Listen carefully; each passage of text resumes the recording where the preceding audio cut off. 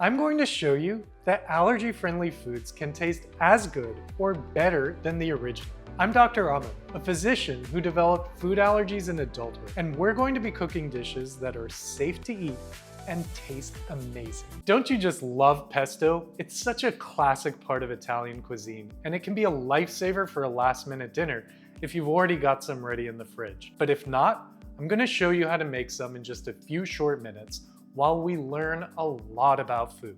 So let's get started. So much about healing and our relationship with food isn't just about what we can safely eat, but most importantly about what we enjoy. Pesto lends itself to great substitutions, so I want to share with you that there are always options based on what makes you happy. Traditionally, pesto is made with basil, but today I'm using cilantro because I love its fresh lemony flavor. Both basil and cilantro are low FODMAP, as is this entire pesto, not to mention it's safe for those with nut allergies. I'm using just the leaves of the cilantro today. You can absolutely use the stems with the leaves. Just know that it'll give a little sharper citrus flavor. A lot of you are thinking that cilantro is not for everyone, and you would be right. Interestingly enough, the reason that cilantro tastes like soap to some people is because of a genetic variation in the olfactory nerves, which are located in the nose, that detect something called aldehydes in cilantro. So to them, it tastes more soapy rather than like cilantro for the rest of us. If that doesn't work, think about other options for greens that you might use if you also don't want to use basil. And that's the whole point of this. We're getting down to the basics so that you can make whatever substitutions work for you and those you're cooking for. I have 3 cups of cilantro leaves. If you're using the stems, still aim for about 3 cups. Usually that's about a bunch. To this, we're going to add half a cup of olive oil. Now this recipe ultimately calls for garlic as well. If garlic isn't an option for you, or you have to follow a low FODMAP diet, consider using half a cup of our garlic-infused olive oil, and I've included the link to that recipe below. I'm going to start by adding half a cup to the cilantro leaves before I blend it, so that it makes it easier and everything ends up much more smooth. Now that the pesto is at least roughly chopped, I'm gonna go ahead and add some other seasonings. I have 1 teaspoon of salt, a 1/4 teaspoon of white pepper, again, which is my preference. If you have or prefer black pepper, just go ahead and substitute. Usually black pepper is about twice as much, but definitely do it to taste. It's better to add less and then add more later. And then I have 4 garlic cloves. I'm just gonna cut those in half to make it a little easier to chop.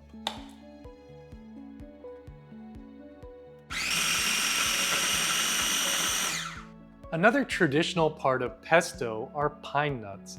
Pine nuts are actually seeds, so they can be safe for most people with nut allergies, but it certainly depends on the individual, so be sure to check.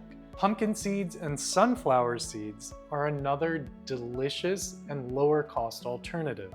I used pumpkin seeds, and what I did was put them into a pan over medium heat and being sure to turn them continuously until they became fragrant and I started to hear the pumpkin seeds pop. It should be around 5 minutes, give or take, depending on your stove. And you definitely want to be sure not to burn them. So this is a 1/4 cup and I'm adding it to our mixture. And we're just going to go ahead and blend that. I'm going to stop in between just to clean down the sides.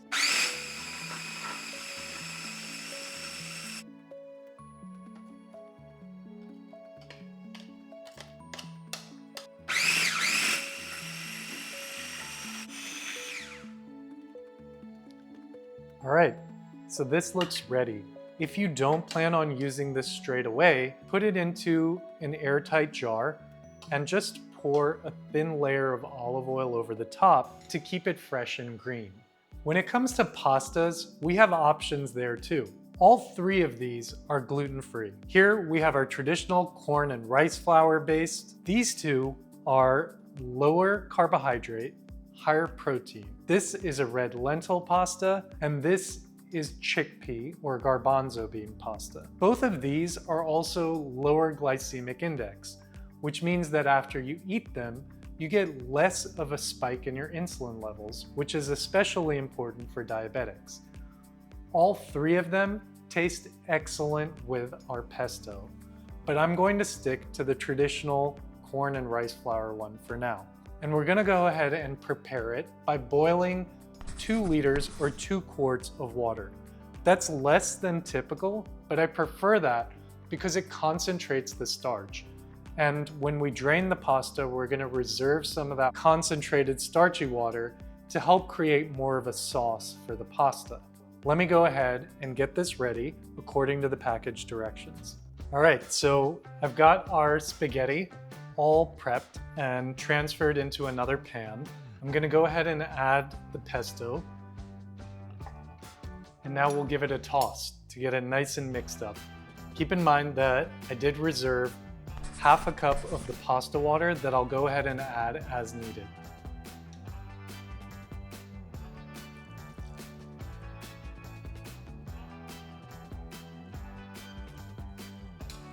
And there we go.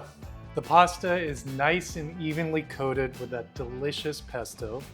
So here we have plated our delicious cilantro pesto pasta with toasted pumpkin seeds, and it smells so good in here. You can actually smell that citrusy brightness from the cilantro. You can smell the garlic and even the toastiness of the pumpkin seeds. You may have noticed when I made the pesto that I didn't add any cheese. That was on purpose for those who have to be dairy-free. You can, though, enhance the flavor for those who miss dairy or cheese by adding 2 tablespoons of Parmesan per serving. Keep in mind that Parmesan is a very low lactose cheese, so a lot of those who are intolerant could probably still do well with it. I'm actually going to dig into this just the way it is because I love the fresh flavors, and I look forward to welcoming you next time. And just keep in mind, there's room for everyone at the table. And thank you for joining me.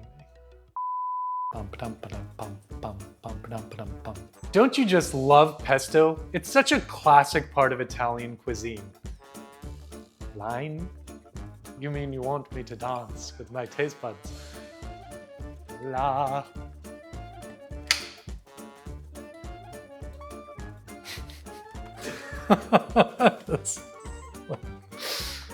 That was me being a consummate actor, just working through the dings. Yeah.